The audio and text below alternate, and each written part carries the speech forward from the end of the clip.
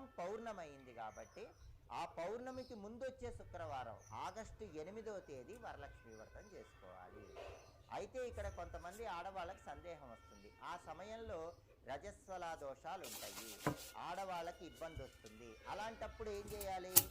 శ్రావణ మాసంలో ఏ శుక్రవారం అయినా చేసుకోవచ్చు కాబట్టి ఏదో ఒక శుక్రవారం చేసుకుందాం అనుకుంటారు. కానీ యథార్థ సంప్రదాయ గ్రంథాలు ఏం చెప్తున్నాయంటే వరలక్ష్మి వ్రతం వచ్చే వరకు వేచి చూసి ఆ సమయానికి ఆడవాళ్ళకి ఏదైనా ఇబ్బంది వచ్చినట్లయితే వరలక్ష్మి వ్రతం తర్వాత వచ్చే శుక్రవారాలు వరలక్ష్మి వ్రతం చేసుకోవాలి. అంటే పౌర్ణమికి ముందు వచ్చే శుక్రవారం ఆగస్టు 8వ తేదీ ఎవరైనా ఆడవాళ్ళకి ఇబ్బంది వస్తే, రజస్వల దోషాలు వస్తే అటువంటప్పుడు ఆ తర్వాత వచ్చే శుక్రవారాల్లో వరలక్ష్మి